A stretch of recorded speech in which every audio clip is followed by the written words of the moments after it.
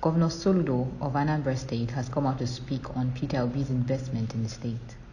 And perhaps because this is an area in which you are very known for, investment. What's your own perspective in a government investing outside of public sector? Because, and I'm making another reference to former Governor Peter Obi of Anambra State, who has talked about how much of investment is made with the resources of the Anambra State government to bring back profit and benefit of to the Anambra people. By the way, what has become of that investment, and are you looking in that direction also?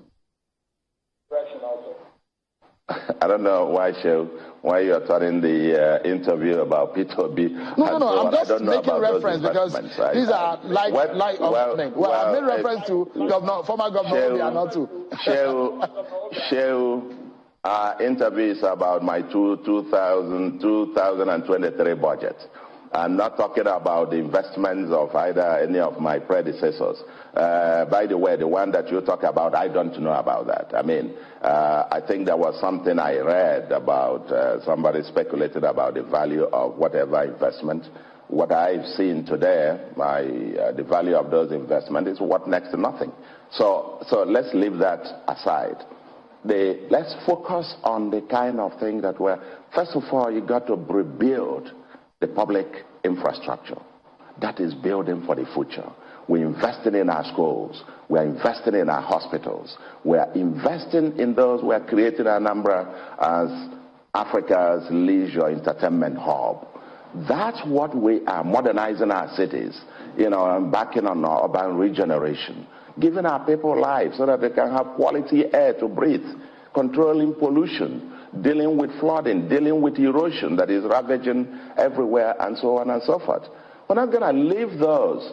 I'm going to say I'm saving money to go and invest in one private company. And by the way, when you talk about investment, that's an area that I think I know one or two things, and I have been able to do that. We're now transforming Anambra State Investment Promotion and Protection Agency, which is an institution which my predecessor established. That's part of institutionalizing government, and not I and so on.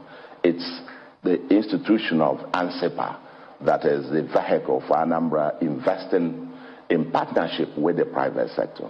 Now I'm taking ANSEPA to the next level. We're now trying to reform ANSEPA to have a financing arm and to become the Anambra Development Corporation. I know what it is, and we'll be working with international development financial institutions, including the AFC, the Afrexim, and the others. And we're going to bring in we're going to be able to fund bankable projects, private-public partnership projects, whether it's in infrastructure, whether it is in pure private goods, and so on and so forth. We'll be able to leverage these institutions and assets that we have, our balance sheet, and the knowledge and our network that we have around the world, to be able to leverage some hundreds of millions of dollars in investments, not directly into public infrastructure, and so on and so forth. So when you talk about investment is not about going to invest in bakery.